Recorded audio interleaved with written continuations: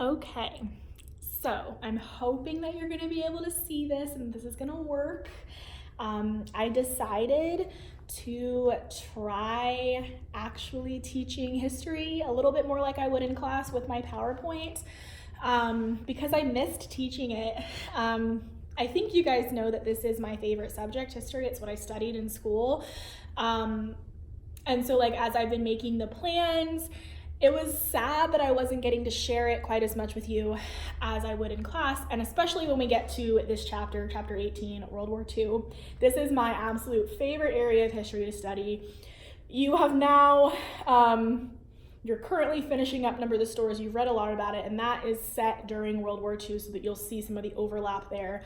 But I really wanted to try and have a little bit more involvement, personal touch, with this chapter on World War II. Hopefully this will work out okay.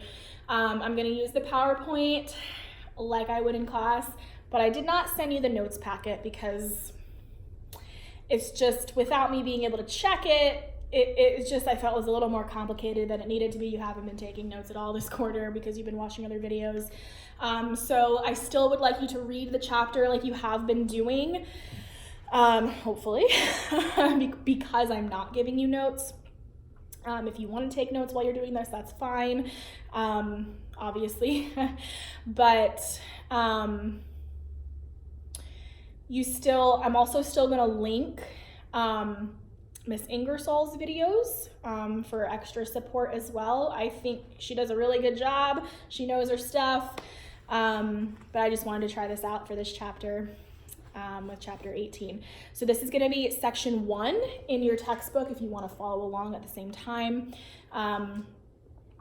It's called, The Causes of the War, I believe is the beginning. I just looked at it in my book. The Causes of World War II. So we're going to look through several slides here, probably more than we would in a single class period, so maybe you want to break this video up, but this is going to be Causes of World War II. I don't know how well you can see the picture there, but do you know what that picture is? It's a particular, very important invasion that occurred during World War II. If you know what it is, cool. If not, you'll find out eventually later in the chapter. All right. Oh, can you see that at all? Let me bring it in a little closer. All right, well, I don't know how well you're gonna be able to read that. If you can't really read it, maybe I won't do it for future videos, for future sections. You might need to go back and look at Miss Ingersoll's videos, but we'll try this out. I'm gonna try at least do this lesson. All right, so the causes of the war. First of all, the spread of dictatorships. After World War I ends, all of these countries have to rebuild and reformulate their governments, and it kind of ended a lot of monarchies, but what comes instead are dictatorships, authoritarian governments. That take control, and this is going to be a direct impact for World War II. So first of all, we see the spread of dictatorships all throughout the world, in Europe. Last chapter, you learned about the rise of fascism, this particular style of government that seems very similar to communism, and it is very similar, but is different in some ways too. So we saw the rise of fascism in Italy with Mussolini and in Germany with Hitler. So Mussolini and Hitler were both fascist leaders. In 1936, a general in Spain, Francisco Franco, overthrew the Republican government and set up a fascist dictatorship in Spain. So Spain also becomes fascist at this time. So fascism is spreading throughout Europe. In Japan, we also see fascism spread. Japan had also become fascist following World War I, and with that, the military continually gained more control within the country. Hopefully you picked up last chapter with fascism that the military is really what supports a fascist government. you will often see in fascist governments that the leader, like with Hitler, for example, and all of the people that support him, they all wear military uniforms. The main general of the Japanese military was Hideki Tojo. And because he was the general of the military, he played a central role in strengthening and expanding the role of the military in Japan. So he becomes a main leader of Japan as the role of the government continues to spread. Now I'm gonna keep this moving much more quickly than we would in class because you have the ability to pause the video if you need to stop and look at the screen for longer. But really, you should have already read the section, so this should just kind of be an overview for you. The Emperor of Japan, Hirohito, also played an active role in military decisions. So when you're thinking of the leaders of Japan, Hirohito was the main leader of Japan. He was the emperor, but then the General Tojo, was also a major leader as well. So both of these people, I'm trying to fit myself in better here, both of these people were important leaders in Japan at this time, Tojo and Hirohito. All right, so we had dictatorships spreading throughout Europe and also in Asia and Japan. So that was one of the causes of World War II, was the spread of dictatorships throughout the world. The legacy of World War I was another major cause of World War II. The results that came about after World War I directly influenced what happened in World War II. So, last chapter we briefly looked at the Treaty of Versailles. That was the peace treaty that officially ended World War I. And in that treaty, Germany was given all of the blame for World War I. Germany and their allies.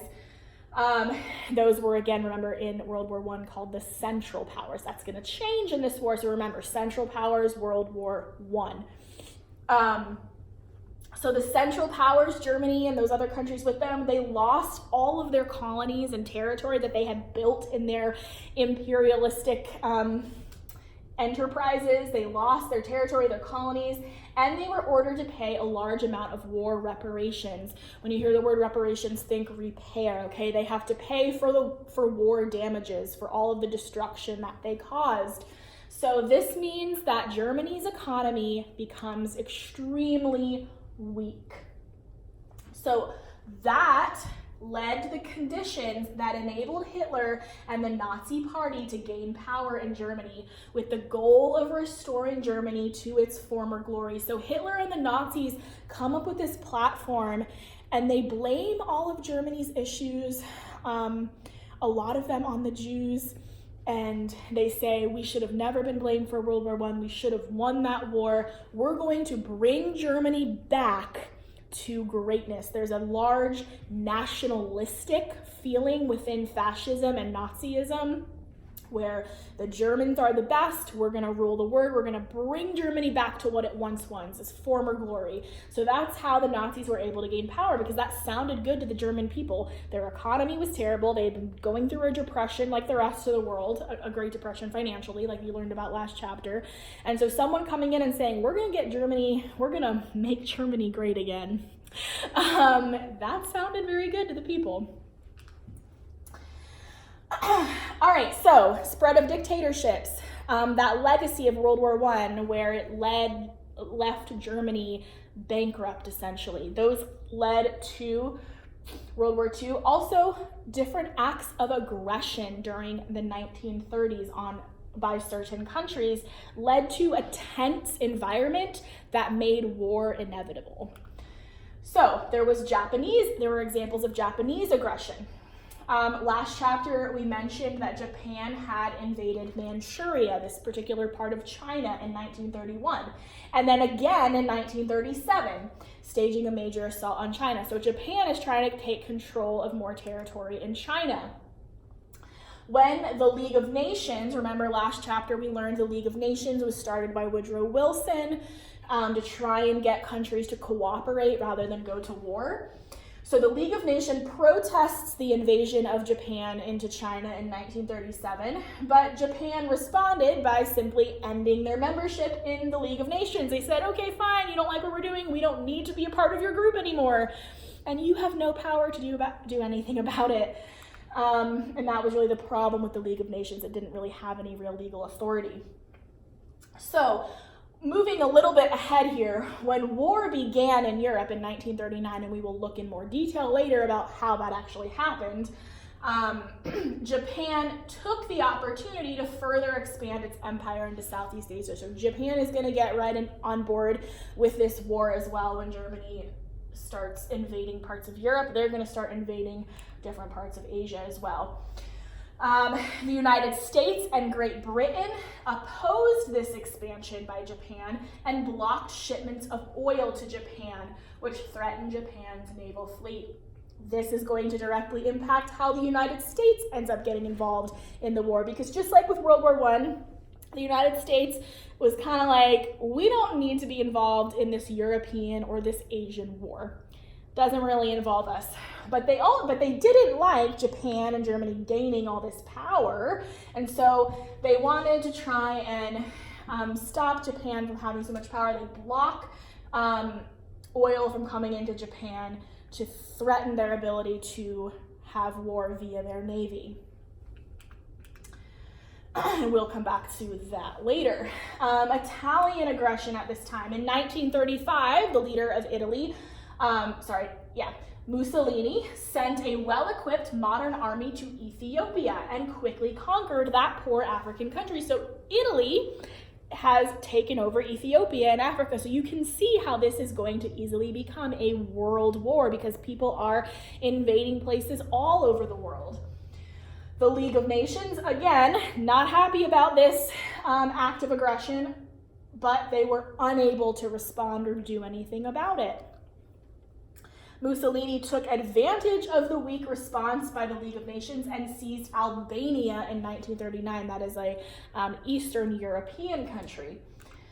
All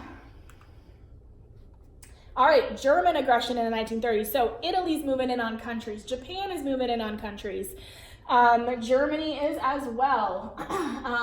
As soon as Hitler came to power in Germany, he was elected chancellor, by the way, and then quickly turned that into a fascist dictatorship. But I do want you to understand that and you probably touched on this last chapter, but Hitler was elected to his position. The people voted the Nazi party in with him as the leader. He didn't just take power by force. He was elected, and that's, I think, important to remember, because he did crazy, horrible, horrible things as leader, but he was there with the people's approval. All right, so as soon as Hitler came to power, he set up his new German empire. So he transforms it into this dictatorship, and he really has the idea of setting up a German empire. And he calls it the Third Reich. Reich is really just the German word for empire or kingdom, and he identified different periods of German empires. And so he calls it the Third Reich, and he predicted that the Third Reich was going to last 1,000 years. He saw it as being this everlasting kingdom that he was setting up and establishing for the German people. And he began at that point to carry out his goal to make Germany a world power again. So he has lots of ways that he intends to make Germany a world power. And his biggest idea here is that he's going to get rid of all of the people that don't meet what he believes to be a strong, good German person is. So, but he's also going to take territory from other countries. Hitler sent troops into the Rhineland.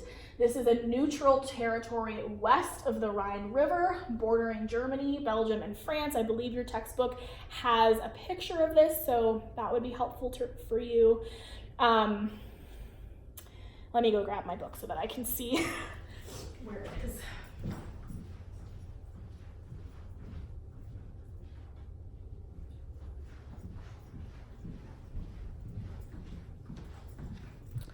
All right, should have had this with me the whole time. All right, so yeah, on page 332 in your textbook, if you have it, there's a map The green section there is the Rhineland, this area between Germany and Belgium. And it had always been a neutral area. Germany and Belgium just kind of shared it and tried not to fight over it. But Hitler is going to invade that in 1936 and lay claim to it for Germany. The French were not happy. This was supposed to be neutral territory. This was a clear act of aggression on Germany's part to expand their territory. The French responded with angry words, but no formal military action was taken to stop the expansion. Keep in mind, this is 1936. World War I ended in 1918. That is less than 20 years after World War I, and there has been a Great Depression going on. No one wants to go back to war. That is not a situation people want to be in. Less than 20 years, the people that fought in World War I are going to end up having to fight in World War II, some of them. It's terrible. No one wants to have military action going on, so they are angry in their words. They let them know they don't like it, but they don't do anything militarily. And Hitler realizes that this is going to be easy because people aren't stopping him. So in 1938, 2 years later, Hitler secretly planned to gain control of Austria by arranging for an Austrian Nazi to become the Chancellor of Austria. So Austria borders Germany. Austrians speak German. They are culturally very similar. And so in Hitler's opinion, or in the Nazis' opinion, Germany and Austria should just be one country. They should be joined together. So he works behind the scenes to get an Austrian person who is also politically a Nazi and identifies with Hitler to become the leader, the Chancellor of Austria. So once this takes place, the Austrian Chancellor then invited the Germans to send troops to stabilize Austria, creating an alliance between the two countries. So the Austrian Chancellor gets the Germans involved. They're going to help us. And they join these two nations together. This was specifically forbidden after World War I in the Treaty of Versailles, because remember, Austria-Hungary and Germany were two of the main countries that were fighting in the Central Powers. They were not allowed to make a military or any type of alliance after World War I, but they do anyway. And they bring Austria basically into the Third Reich. Austria becomes a part of Germany at this point. This is something called the Anschluss. If any of you have seen or enjoyed the movie musical The Sound of Music, that is the political backdrop happening in there. If you've seen it, you should realize that there are Nazi symbols. And that's what's taking place. They live in Austria. Austria is becoming a part of Germany and Nazi, and all the Austrians are going to be forced to show their allegiance to Hitler. And Mr. von Trapp does not want to be a part of Germany or Nazis, and so that's why they flee at the end of the movie. Oh, spoiler alert, sorry. But that's the political backdrop of what's going on in Sound of Music, if you didn't know. All right, so we're continuing on with German aggression because all of this is pre-World War II, but very important to what caused World War II to get started. So because he had success in taking the Rhineland, he had success in gaining Austria as part of the Third Reich, Hitler figured he'd try some more. So he set out to gain an area of Czechoslovakia, which is now called the Czech Republic. And this area was called the Sudetenland. That is also on your map. It is the very light pink little area between Czechoslovakia and Germany. So he's going to try and gain this area of Czechoslovakia for Germany.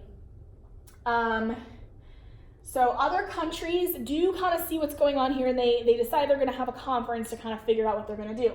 So to settle the issue about the Sudetenland, British and French leaders met with Hitler at the Munich conference. Munich is a city in Germany. It's actually where Hitler based his government, kind of where Hitler lived in that area.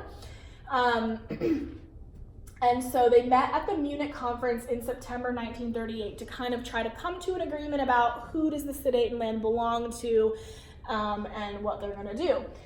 So without even consulting the Czech government, the British and French agreed to let Hitler have control of the Sudetenland. Now we look back on this and say, what were you thinking? This was a terrible idea. But they were following something called appeasement. I'm not sure. Okay, I guess that's not in your group. So this was the policy of appeasement that the Prime Minister of Britain was Neville Chamberlain, and he and the French leader thought that if they appeased Hitler, if they just gave him what he wanted, he'd be satisfied and it would all go away. They didn't really realize at that point that Hitler was not going to stop until he had basically accomplished world domination, or at least European domination. So they give Hitler the Sudetenland, thinking he'll be appeased, happy. 6 months later, now that he controls that area on the border of Czechoslovakia, German troops marched into Czechoslovakia and took control of most of the country. So 1938, World War II has not started yet. This is not something that leads the world to go to war, but Hitler has now successfully taken the Rhineland, that had been a neutral territory. He's brought Austria into his empire, and now he's brought Czechoslovakia into his empire, or he's taken control of it. So he is now, if you look at your map, look at those areas that they control. That's a large chunk of Europe now that Germany has control of before the war has even taken place. All right, so believe it or not, we're still working through this outline of what caused World War I or World War II. This is a long section because there are a lot of things that caused this war to take place. So we have the spread of dictatorships, we have the legacy of World War I, we have those aggressive acts on the behalf that many countries participated in, and then as a response, the failure of democracies to oppose aggression. So all of those aggressive acts we just talked about, the democratic countries, Britain, France, United States, they didn't do anything to stop it. So the dictators were able to just continue going on doing their thing, taking territory. All right, so the Prime Minister, okay, this is where that section is that I just explained to you. I knew it was in here somewhere. The Prime Minister of England at this time was Neville Chamberlain. And he Britain was kind of leading the way here of democratic Europe, and he led the European nations in a policy to avoid war by means of appeasement. So to appease someone is to give them what they want. So avoid conflict by making concessions. Making concessions is conceding, giving in, compromising. So he said, we are going to avoid war in Europe again. Again, we're 20 years later, or not even quite. We don't want to go to a world war again, so if we just give these dictators a little bit of what they want, they'll be happy and we'll avoid a world war. We don't need to go to war over this. But that did not work well, as I explained previously.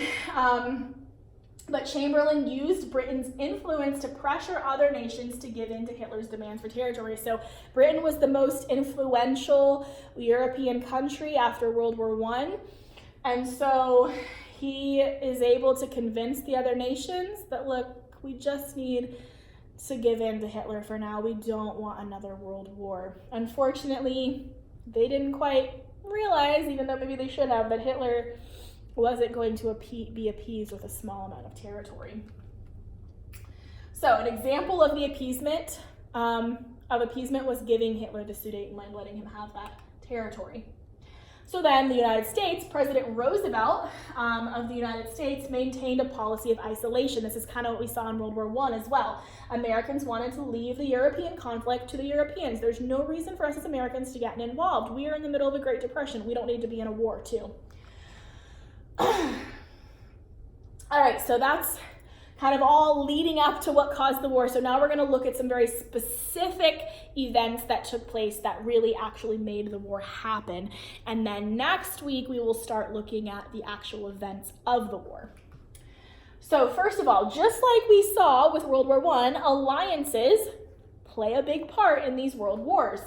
In 1936, Hitler and Mussolini, so Germany and Italy, formed an alliance called the Rome-Berlin Axis. Later that year, Germany and Japan formed an alliance known as the Anti-Comintern Pact, allying Germany and Japan against communist Russia. Comintern referred to Communist International. So the Anti-Comintern Pact was a pact that Hitler and Germany are going to unite together against any communist nation in the world. Again, we talked about how I mentioned earlier that communism is very similar to fascism, but they actually, on the political spectrum, if you're familiar at all with politics, you'll like in modern day United States politics, you've got Republicans and Democrats. Republicans are considered right-wing. Democrats are considered left-wing, left liberal, right conservative. So on the political spectrum, communism is like very, very far left, and fascism is very, very far right. And it's really more of like a circular spectrum where communism is very far left, fascism is very far right, but they really are more like here, because even though they're polar opposites and they don't like each other, they're very, very similar.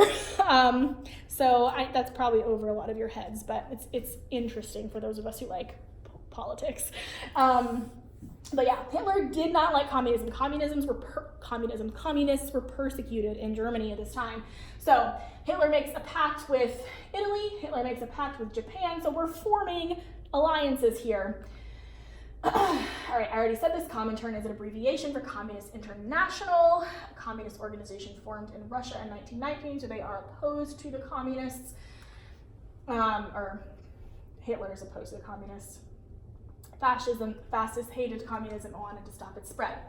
All right, so Hitler and Mussolini further formalized their alliance by signing a military alliance called the Pact of Steel in May 1939. So they had just kind of a general alliance in 1936, but then by 1939, now they have an official military alliance, the Pact of Steel. They will back each other up if it comes to it in a time of war. Okay, so again, you should remember this from World War I. All of these alliances, one thing happens and triggers, and now all of these countries are in a war together. So this pact officially formed the Axis powers. So last chapter, you had the Central powers versus the Allies. In World War II, it is the Axis powers versus the Allies. So the Axis is made up of Germany, Italy, and Japan as the three primary countries, because of Germany's pact with both of those nations. So Axis powers, Germany, Italy, Japan. All right, so they've got this pact, we've got the Axis powers formed. Here is what is going to officially get World War II started: German invasion of Poland. So remember, Germany's already joined up with Austria, they've already invaded Czechoslovakia, they've already taken the Rhineland, but now in 1939, September 1st, 1939, over 1.5 million German troops rushed across the border into Poland to overtake that nation. I'll probably mention this again at some point in this chapter, but unfortunately for Poland, Russia also invaded Poland from the east side. I think within a matter of days, weeks, maybe the same day even. So Poland was being invaded from all sides at this time. Although Hitler thought that Britain and France would continue their policy of appeasement, and they let me take all these other countries, why won't they let me take Poland? They don't care about Poland. Britain and France demanded an immediate end to the invasion of Poland. I think at this point, Britain and France kind of realized, we have let this guy get away with way too much, and now he's just taking advantage of it. So they say, no, we're not going to accept your invasion of Poland. You need to stop right now, remove your troops. I think part of what they realized was that now he's going after places that really aren't culturally aligned with Germany. Because like I said, Austria they spoke German. Czechoslovakia, I don't know if many of the people there spoke Germany, but probably a little bit more similar culturally. The Rhineland was on their border. Now Poland borders Germany, but culturally very different. And so they're like, this is not good. This is not a good sign that he's invaded Poland. Enough is enough. But the Germans naturally refused to withdraw from Poland, and so Britain and France at that point declare war on Germany, and essentially World War II begins, because alliances, everybody's going to be pulled in. And so they formed the Allied powers. So initially, Britain and France are the only two members of the Allied powers at the very beginning, but that will change. The Polish forces fought as best they could against the German invasion, but ultimately, after not very long, they were defeated by the Germans, and the Germans had control of Poland. All right, now that is how the war got started in Europe. And we will look in our next section about some main battles and events that took place in Europe. But we're going to take a minute now to talk about how the United States got brought into the war, which doesn't take place for several more years, but we want to go ahead and talk about it now. So, the Japanese bombing of Pearl Harbor. Hopefully you already are at least aware somewhat of this event, and this is why the United States got brought in, or brought themselves into the war.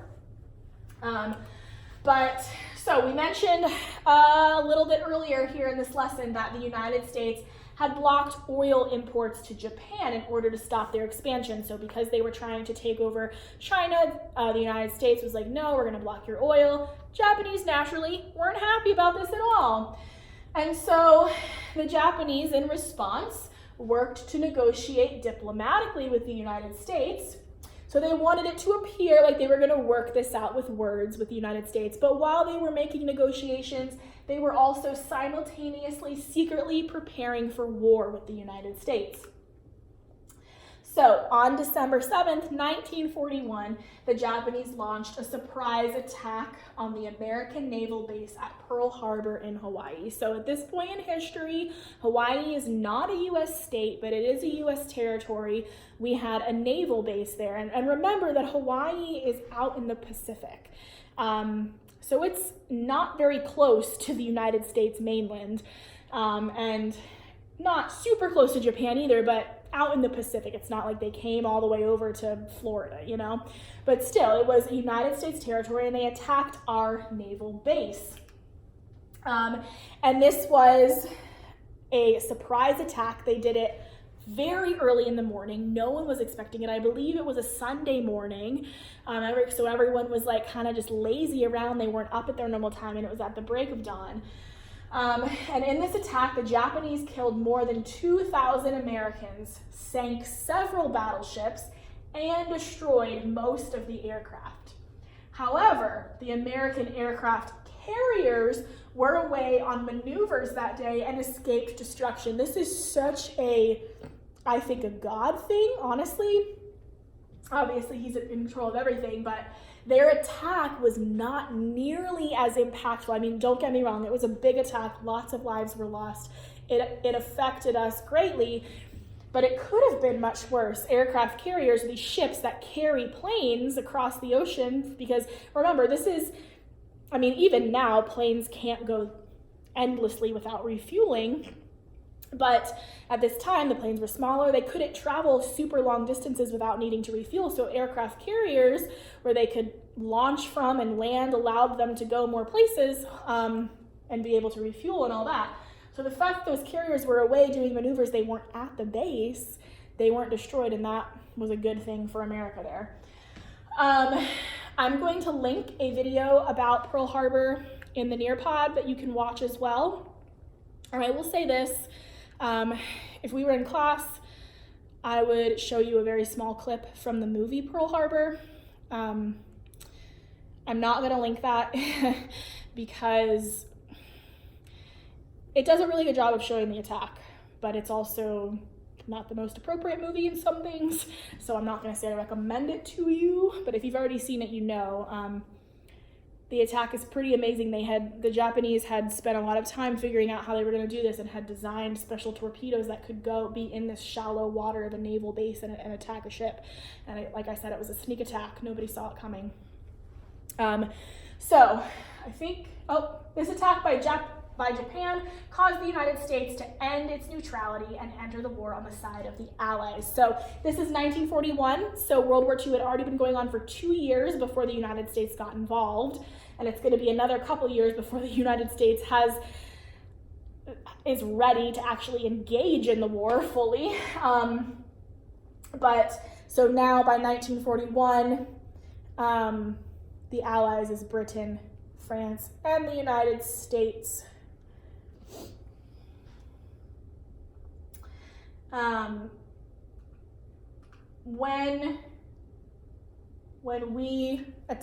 When we declared war on Japan, Germany quickly declared war on us because Japan and Germany were allies, so quickly involved in a world war. We're all at war with each other.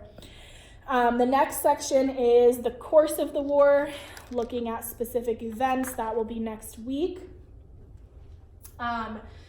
So that is how World War II came to be. Spread of dictatorships formed after World War I. Germany was bankrupt, and it led to feelings that brought Hitler to power.